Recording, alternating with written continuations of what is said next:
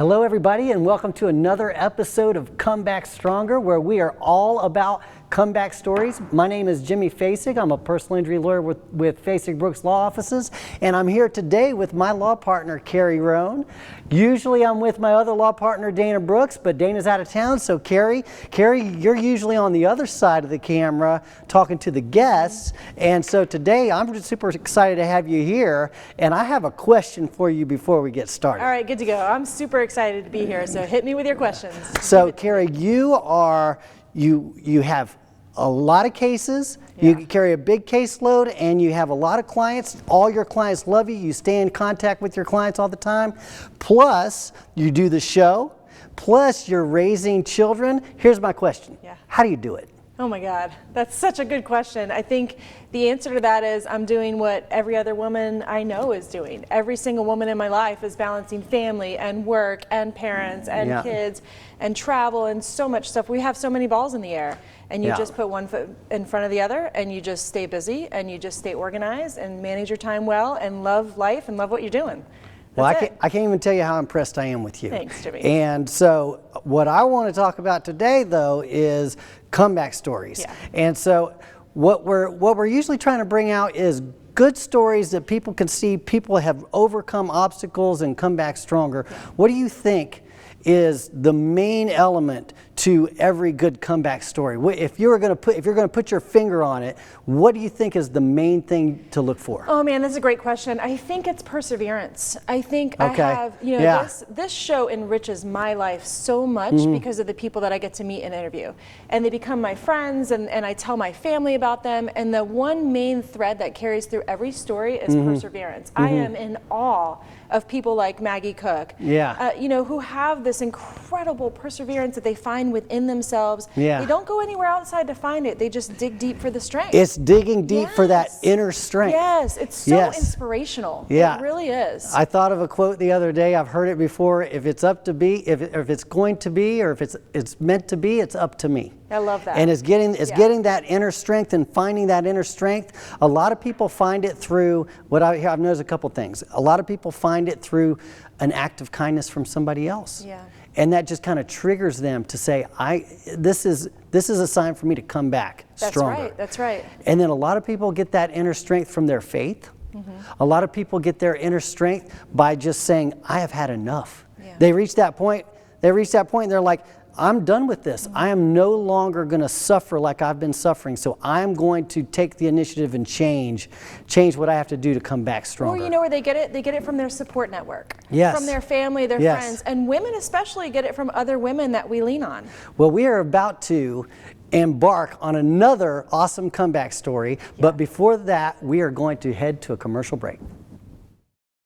We're giving you a game plan on how you can take back control of your life to not just get back to where you were before you started, but also to come back stronger. This is a tragedy in your life, it's an accident, or it's a loss that you've never expected to suffer. But every tragedy carries with it the seed of an equal opportunity. And so our job is to guide our clients to take advantage of that opportunity. And that is the most fulfilling thing that I do in my job.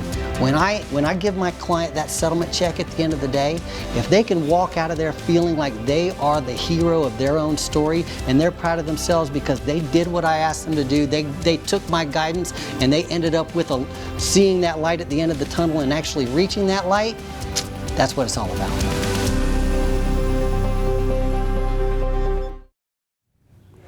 Welcome back to Come Back Stronger, where we're all about comeback stories. We are about to hear a story from a young man that has suffered a terrible loss, but has come back stronger. I can't wait for you to hear this. Thank you. Thank you so much for being with us. Thank you. Tell us your name and tell us a little bit about yourself. My name is Karl Schultenhover. I live here in Jacksonville, Florida, and I'm married with 2 kids, one's 6 and one almost 4. So you've got your hands full. I do. I do. Well, we have asked you to come here to be with us today because you have an incredible comeback story. So why don't you tell us what happened, and then we'll get into it all. Yeah, sure. So I was 15 years old. was in a very bad car crash. It was, we were driving to a restaurant as a part of a campus life, which is a Sunday school essentially for high school kids. And we had my best friend sitting in the back left seat.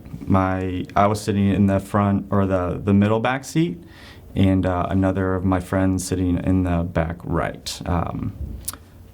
The driver was my best friend's older brother, and then front passenger was his best friend. It's a lot of friends in there. Yes, so we end up stopping to get Adam, which is the driver's haircut. Line was too long, so we got back in the car, and when everyone did, Tyler and myself switched seats. So I was now sitting in the back right, and Tyler was now sitting in the middle. And we end up hitting an asphalt truck in the middle of an interstate during a road construction. Adam, the driver, passed away, and so did Tyler, the kid I switched seats with. And was in the hospital for about a month and dealing with recovery. Yeah. What was the hardest part about going through all that? Definitely the emotional aspect. Physical obviously had its obstacles, but emotional still is there with me. And immediately after was obviously the most intense and powerful, and dealt a lot with survivor's guilt and kind of why, like understanding why it happened. Yeah. And just dealing with it should have been me versus Tyler. So you were 15 years old when this happened, right? How did you start to process that? Didn't process it very well, as you could imagine a 15-year-old kid doing so with something like that. I again watched my friend's funeral on a VHS tape. All my classmates were able to grieve with each other and help each other through the process. I really didn't get that, unfortunately. Obviously, my parents, my siblings helped me. But it's different having friends and not being able to have that conversation and help each other. It was I dealt with again a lot of survivor's guilt. So, and why me? How was this God's plan? Just it should have been me instead of Tyler, as far as if someone had to pass away. Yeah. So I know now you're doing well. Yes. You're married, 2 kids, got a good job. Tell us about the process that you went through to get to where you are today. Initially, it was bumpy. I struggled again, like I said, with survivor's guilt. But over time, I kind of took the whole scenario in different strides or different vantage points that's really helped me. My senior year, I wrote a paper on who everyone was, what happened, and then my kind of journey after, recovering in the hospital and dealing with the emotional everything that came with that. And the biggest thing that helped me was the adding better things in my life. So adding good to my life to outweigh, obviously, the car accident. You're never going to forget the car accident. Yeah, it's always going to be a part of me, but it doesn't define me anymore. It happened. Yep. So earlier we were talking, and you had told me about how your sister-in-law had a similar experience. Yes. How were you able to help her because of what you'd been through?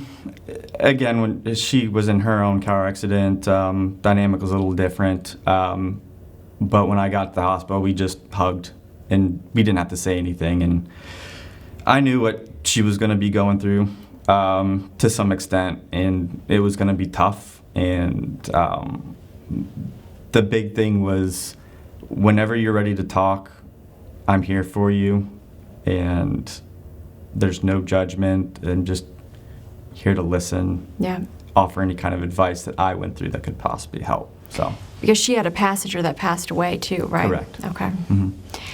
So what advice do you have for kids, teenagers who are dealing with a loss like this, or maybe parents who have children that are trying to deal with something like this?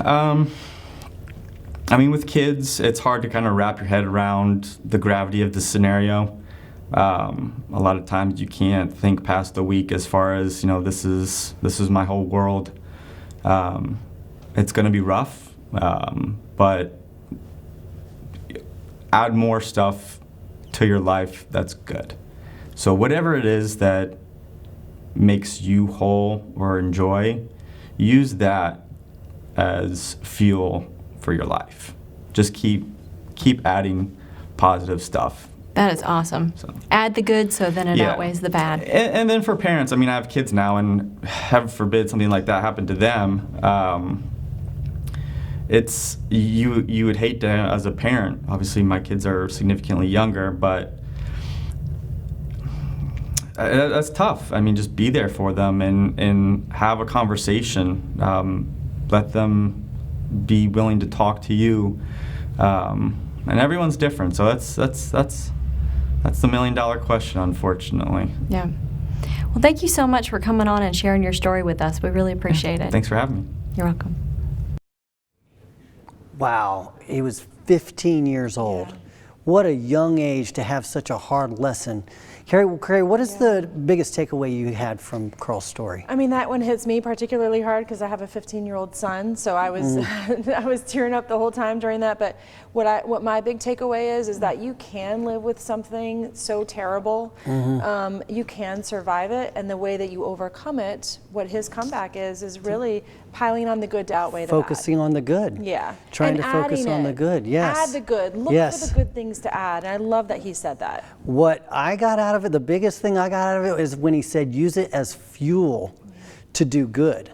And so that to me is a big deal, is the pain that we have to use that as the fuel to develop your mission in life. So anyway, this is really exciting. We're about to break and go to another commercial and come back with another comeback story. When you come into my firm, you see a lot of faces that look like yours. You see a lot of people that had the same problem before they got to work. You know, a lot of people who left kids with mismatched shoes and a lunch bag, you screaming, you know, just because you had an appointment you had to make. You know, we get you. We get you. You have to go to a lawyer that will understand your story as a woman. Because women have different stories than men do, and that's just a fact of life.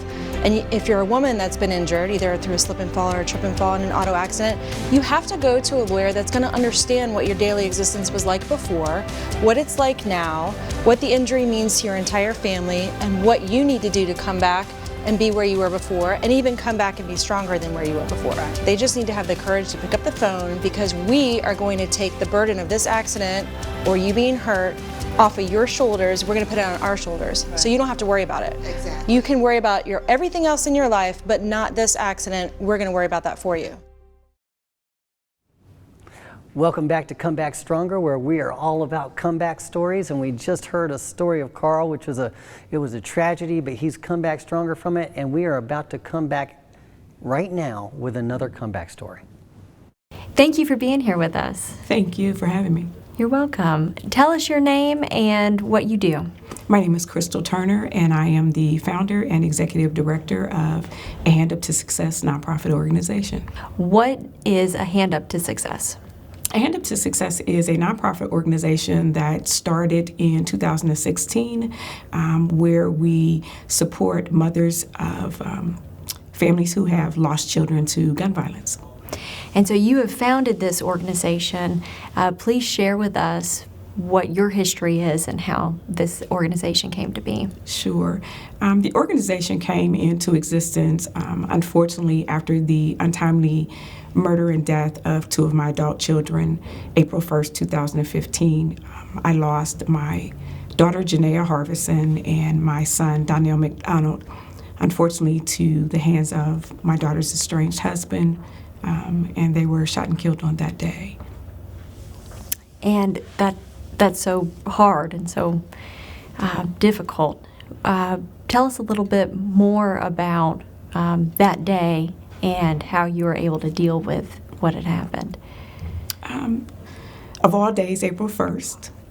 Started out just like any other normal work day for my family and I. My daughter ran a successful 24-hour daycare center and was able to grow that to 5 centers and a training center as well. So that morning we were actually in the training center preparing to become first aid and CPR trainers that day. And we took our lunch break at 11:30. My oldest daughter, Tierney, and I actually left the facility to go down to the daycare to check on staff, and I needed to take care of some other things. And we were also picking up lunch for my other 2 children as well that day. And finished what we needed to do at the daycare center and actually pulled up to a fast food restaurant on the same street and was preparing to pick up lunch, and my phone rang. And I recognized the name on the phone, and I answered, and the young lady greeted me with tears and screams, stating that my daughter Janaea and my son Donnell had just been murdered by my former son-in-law. Needless to say, it was a moment in time that life just stopped. My daughter and I drove immediately back to the facility where we were greeted by police. The police were able to be there literally within minutes of the first shot being heard, and were greeted by the yellow tape, just like a normal crime scene that unfortunately we see way too often on the news every day. And as a result of that, my family was now without 2 of our family members. Yeah. So how do you go on, you know, as a mom? I just can't fathom it. How are you able to get up the next morning and move forward in your life? That was probably the biggest thing. Was having to accept that, unfortunately, even though my family and I were experiencing what we were experiencing, the reality is life does move on. The world does not stop because we are experiencing something that is so tragic. My reason to get up every day was my 2 grandchildren. As a result of my son and daughter being murdered, there were actually 3 grandchildren left behind. My son left at that time, a 23-month-old son. My daughter left behind at that time a 23-month-old daughter and a 5-year-old son, whom my husband and I are now raising. And they became the reason to get up and breathe every day, to get up and get dressed and move about the day, because there were 2 small children who were now depending on me because they were without parents. And so this happened in 2015. Yes. In 2016, you started your foundation. Yes, ma'am. How did you come to that decision to start the foundation? The ideal came from remembering that all of our lives, there's always been someone in our lives who supported us to allow my family and I to get to the place where we had a family-ran business. And even in the business, the children and the families that we serviced were not just numbers to us. They were not just money to us. They were part of our family. And we realized that giving back was something that we needed to continue to do. And so for me, A Hand Up to Success came about through the word success. Success Kids was the name of the business that my daughter started.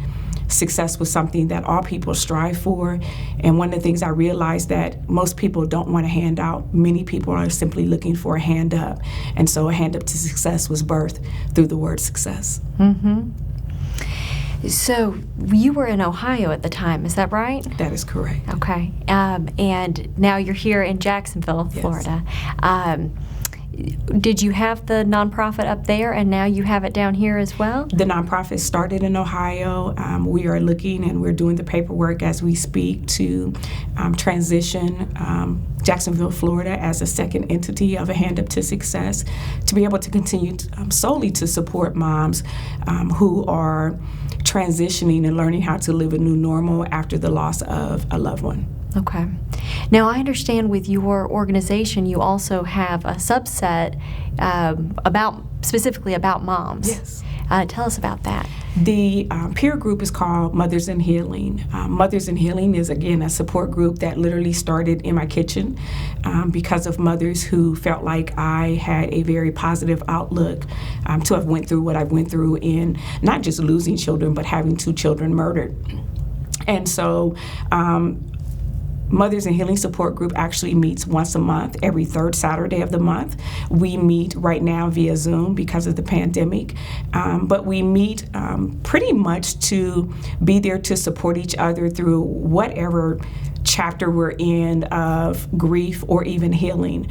Through that 2-hour meeting, we also do an hour of group therapy with a licensed therapist who comes in and meets with the group to give us tools that will help us when we are having a moment or just trying to figure out life. Through that, we also have a social media page where we support each other. We'll be introducing a newsletter that will go out to those as well. And we do a once-a-year event where we actually honor the lives and legacies of children who have lost their lives to gun violence as well. You are just an incredibly strong woman, and I want to thank you so much for sharing your story with us today. Thank you for the opportunity. Thanks. Oh my gosh. I just want to acknowledge for a moment that there are some tragedies that are just too hard to bear. And I can't even imagine what Crystal has gone through. Yeah. I mean, what do you say to somebody like Crystal? How do you show them compassion and love? I just think to be there to listen. And what I really love about her is the way that she's overcoming her grief and her loss is by helping other people. Unbelievable. Here she's an unbelievably strong, and she's got so much love in her heart. Yeah. Wow, what a fascinating woman. What a fascinating story. We're going to be back right after this, and we're going to unpack some of the lessons in that story.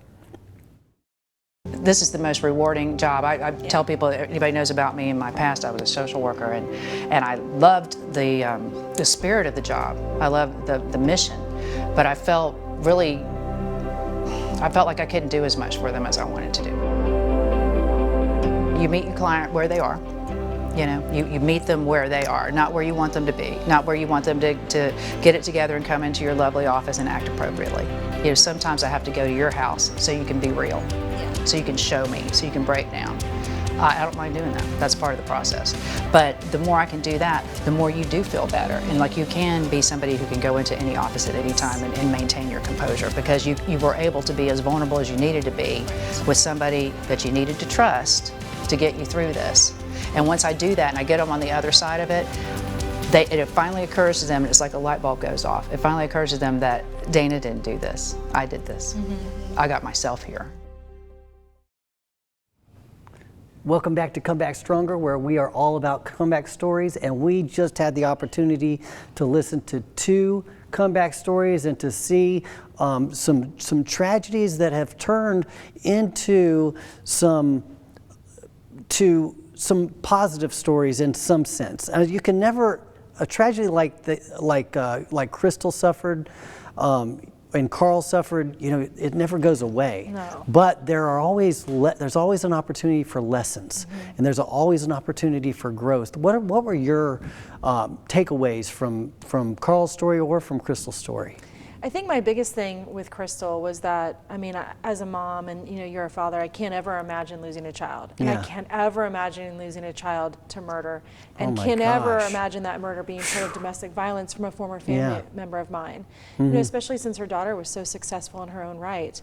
But what's so impressive and what's so, again, inspirational to me is that she's using that tragedy to help others. You know, she started the foundation for mothers who are grieving due to gun violence. You know, losing somebody to gun violence. She started the Hand Up in Success, and what I love about that is that she's not giving a hand out, she's just giving a hand up, because everybody needs a hand up. Everybody needs a support system, and that's how she's overcoming her loss, and I just think it's such a beautiful thing that she's turning the lives of her lost children into a way to help other people. To help other people. Right. That is one of the critical elements to a great comeback story, and that is this.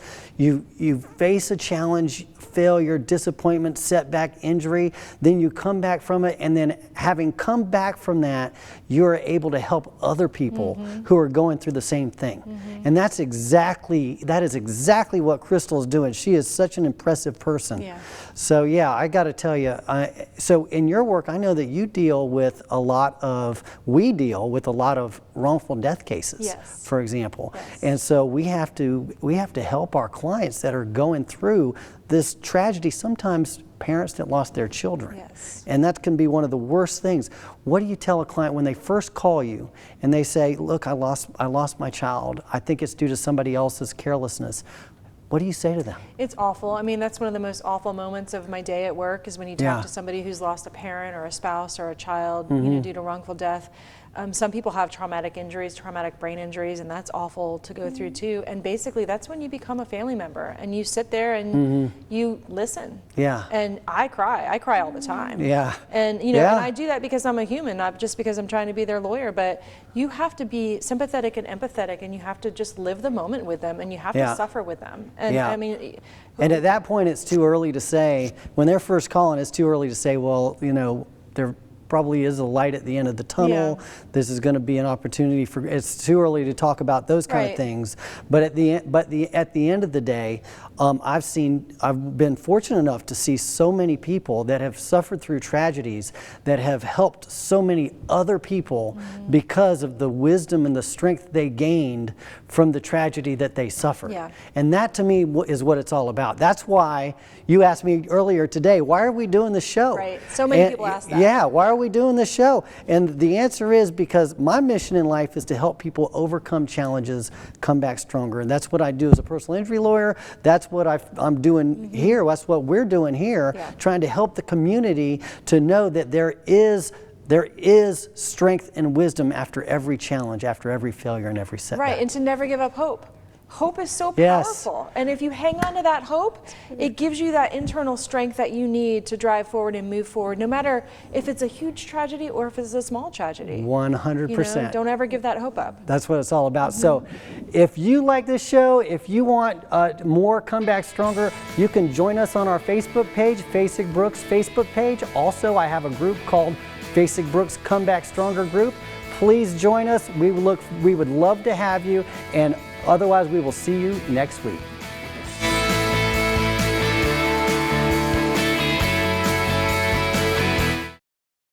I like that people who don't have the money to pay for lawyers, they can come to a contingency fee lawyer, someone like us who only gets paid when we recover for them, and they can go toe-to-toe with giants. You are actually just coming to us, not paying us anything, and if we're successful in getting you money, we get paid. And the more money we get for you, the more money we get. So our interests are totally aligned. And it's a wonderful system because otherwise, how many people can afford to go hire a lawyer by the hour just so they can have their day in court? Right. That would be almost no one. That would mean justice is only available in America to rich people otherwise. But the contingency fee agreement allows everybody to go in on equal footing. It levels the playing field. But to me, it's saying we're equal. Okay, just because you have all those resources behind you doesn't mean I have to take whatever you give me. I've got a lawyer that I can afford who can stand up to you on the same playing field, equal ground in front of a judge, and I will get treated the same way those big corporations will be treated.